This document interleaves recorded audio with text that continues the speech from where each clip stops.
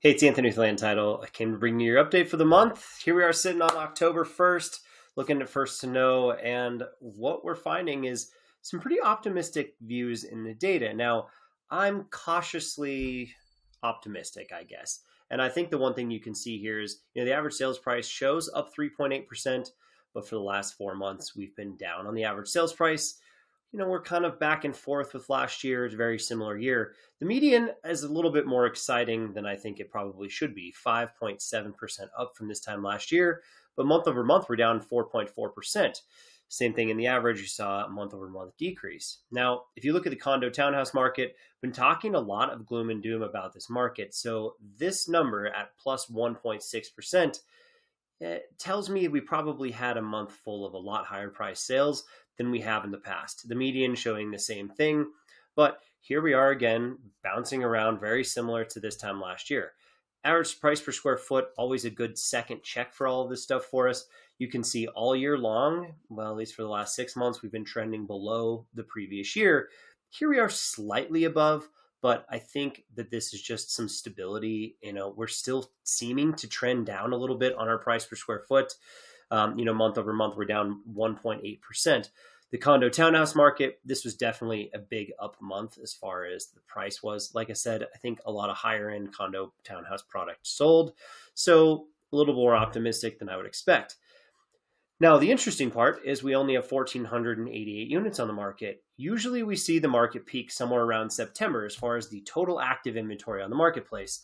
Well, here we are with 3 straight months in a row with downward trends in active units of inventory. The market peaked all the way back in June. We are up 10% from this time last year, though. So the market very similar to this time last year. You can see the sellers have had a much larger appetite than before. We actually felt like August was such a slow month because it was like 2023 all over again. But here we are again, bump that back up. We're back to 557 new listings coming to market.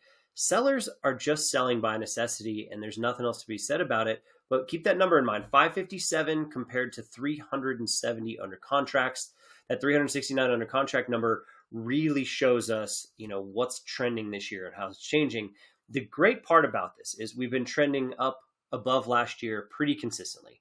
We're up 5% again this month, year over year, and we're up 2% from the previous month because August was one of those months where, things kind of just come together well some years and some years they don't. When you're in a tough market where buyers are controlling the activity, then buyer behavior is really what's driving those under contracts. So when buyers control the narrative, that's what you see. You see early onset with a lot of buyers, and then they kind of slow down and a pretty steady end of the year.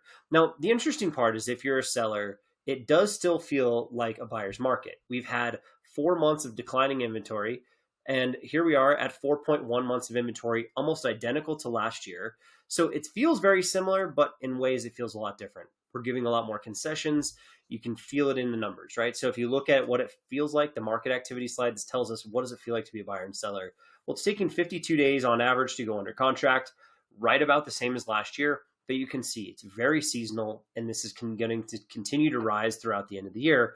And that percentage list to sale price, you can see there 97.5%, down just a little bit from this time last year. We've been trending right there the whole year, so nothing crazy, but it doesn't include the concessions and it doesn't include the price drops. So concessions on nearly all of the homes or price drops would really tell us a better story. But essentially buyers still have a little more power than they did a year ago.